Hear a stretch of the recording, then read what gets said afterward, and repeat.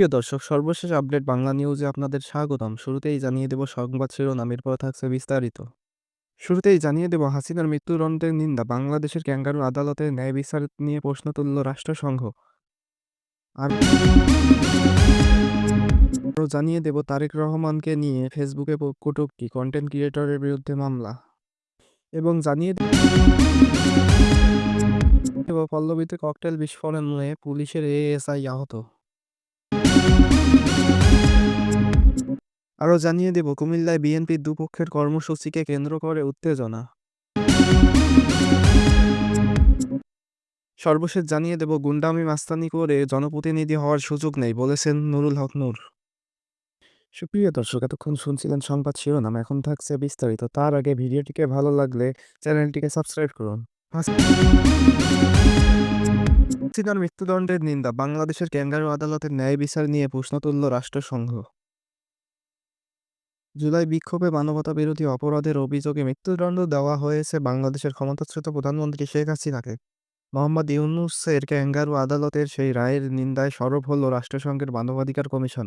পাশাপাশি প্রশ্ন তোলা হলো বাংলাদেশের ন্যায় বিচার নিয়ে। সব মিলিয়ে আগে থেকে স্ক্রিপ্ট সাজিয়ে হাসিনা ও তার সঙ্গীদের ফাঁসিঘাটে ঝোলানোর সমস্ত প্রক্রিয়া সারা হলেও আন্তর্জাতিক মঞ্চে সমালোচনার মুখে ইউনূসের আদালত। ক্ষমতাচ্যুত প্রধানমন্ত্রী শেখ হাসিনা ও বাংলাদেশের প্রাক্তন স্বরাষ্ট্রমন্ত্রী আসাদুজ্জামান খান কামালের ফাঁসির সাজা ঘোষণার পর বিচার প্রক্রিয়া নিয়ে প্রশ্ন তোলে রাষ্ট্রসংঘের মানবাধিকার কমিশন। এ বিভাগের মুখপাত্র রবিনা সামদাসানি এক বিবৃতিতে বলেন, গত বছর আন্দোলনে দমনের নামে যে মানবাধিকার লঙ্ঘন হয়েছিল, এখন যারা সেই ঘটনার শিকার হন তাদের জন্য এটা গুরুত্বপূর্ণ সময়। পাশাপাশি তিনি আরও জানান, বাংলাদেশের আদালতে চলা বিচার পর্ব সম্পর্কে রাষ্ট্রসংঘ বিশেষ অবগত নয়, তবে এই বিচার প্রক্রিয়া বিশ্বাসযোগ্যভাবে হওয়া উচিত। কেউ আন্তর্জাতিক অপরাধে অভিযুক্ত হবে, তার বিচার ইন্টারন্যাশনাল স্ট্যান্ডার্ডেই হওয়া উচিত। পাশাপাশি রবিনা আরও জানান, এই বিচার প্রক্রিয়া চলাকালীন অভিযুক্ত সেখানে উপস্থিত ছিলেন, তার অনুপস্থিতিতে এই মৃত্যুদণ্ডের সাজা হয়েছে। ফলে যে কোনো পরিস্থিতিতে রাষ্ট্রসংঘ এই বিচার প্রক্রিয়ার বিরোধিতা করে। আমরা আশা করি যে বাংলাদেশ সততা ও ন্যায় বিচারের মাধ্যমে সামনের দিকে এগিয়ে যাবে। রাষ্ট্রসংঘের পাশাপাশি হাসিনার মৃত্যুদণ্ডের নির্দেশের তীব্র বিরোধিতা করেছে আন্তর্জাতিক সংস্থা অ্যামনেস্টি। সংস্থার মহাসচিব অ্যাগনেস কালামার্ড বলেন, জুলাই বিক্ষোভের সময় যে গুরুতর মানবাধিকার লঙ্ঘন ও মানবতা বিরোধী অপরাধের বিরুদ্ধে বিচার প্রক্রিয়া সুষ্ঠুভাবে হওয়া উচিত। কিন্তু এই বিচার ও সাজা কোনোটাই সুষ্ঠু ও ন্যায়সঙ্গত হয়নি। যারা সেই নির্মম ঘটনার শিকার হয়েছিলেন তাদের ন্যায় বিচার পাওয়ার অধিকার রয়েছে, অথচ মৃত্যুদণ্ড মানবাধিকার লঙ্ঘনের আরও গুরুতর করে তোলে। এটি শাস্তি সবচেয়ে নিষ্ঠুর, অমানবিক ও অবমাননাকর। কোনো ন্যায় বিচার ব্যবস্থায় এর স্থান নেই। এদিকে বিএনপির ভারপ্রাপ্ত চেয়ারম্যান তারেক রহমানকে নিয়ে সামাজিক যোগাযোগ মাধ্যম ফেসবুকে মানহানিকর মন্তব্য করার অভিযোগে কন্টেন্ট ক্রিয়েটর শাহীন মাহমুদের বিরুদ্ধে মামলা হয়েছে। আজ বুধবার ঢাকায় সাইবার ট্রাইব্যুনালে মামলাটি করেন জাতীয়তাবাদী আইনজীবী ফোরামের নেতা ইলতুৎমিশ। ট্রাইব্যুনালের বিচারক মোহাম্মদ সাইদুর রহমান গাজী বাদীর জবানবন্দি গ্রহণ করে আদেশের জন্য রেখেছেন। ট্রাইব্যুনালের পাবলিক প্রসিকিউটর মোহাম্মদ রফিকুল ইসলাম জানান, দিনের শেষভাগে আদালত এ বিষয়ে আদেশ দিতে পারেন। মামলার আর্জিতে বলা হয়েছে, গত ১২ নভেম্বর বিএনপির ভারপ্রাপ্ত চেয়ারম্যান তারেক রহমানের সমাবেশে ভার্চুয়াল বক্তৃতায় বলেছেন, বর্তমান পরিস্থিতিতে গণভোটের চেয়ে কৃষকদের আলুর ন্যায্য দাম নিশ্চিত করা বেশি জরুরি। এর পরিপ্রেক্ষিতে ১৫ নভেম্বর বিবাদী শাহীন মাহমুদ তার ভেরিফাইড ফেসবুক পেজ থেকে একটি পোস্ট দেন। সেখানে তিনি লেখেন, ৮৮ কোটি টাকা দিয়ে বুলেট প্রুফ গাড়ি না কিনে ওই টাকাটা কৃষকদের দিলে তারা পেঁয়াজ ও আলুর ন্যায্য দাম পেতেন।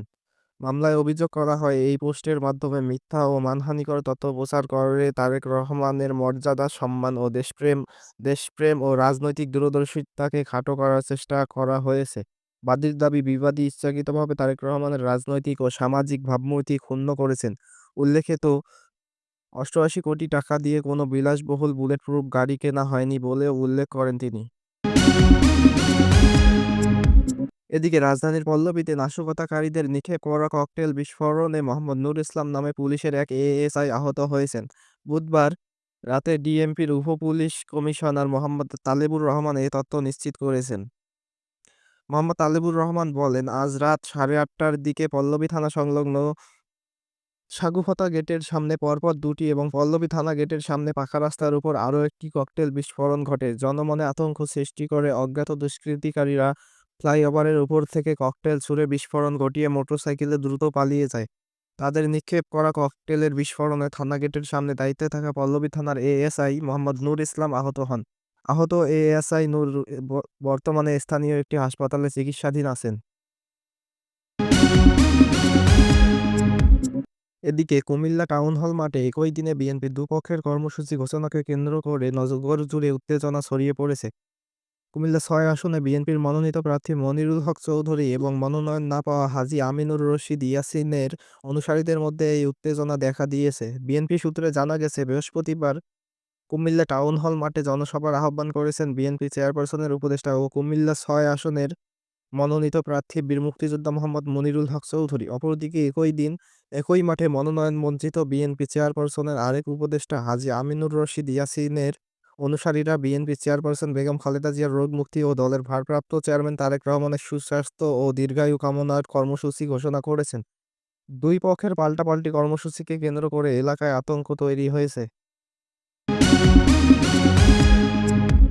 এদিকে গণ অধিকার পরিষদের সভাপতি ও ঢাকা বিশ্ববিদ্যালয় কেন্দ্রীয় ছাত্র সংসদের সাবেক ভিপি নুরুল হক নূর বলেছেন, গুন্ডামি সন্ত্রাস করে কেউ জনপ্রতিনিধি হতে পারবে না। কেন্দ্র দখল করে জনগণের ভোট ছাড়া ইউনিয়ন পরিষদের চেয়ারম্যান, উপজেলা চেয়ারম্যান বা এমপি হওয়ার সুযোগ আর থাকবে না। বুধবার বিকালে পটুয়াখালীর দশমিনা উপজেলায় গসানী মাধ্যমিক বিদ্যালয় মাঠে আয়োজিত এক পথসভায় তিনি এসব কথা বলেন।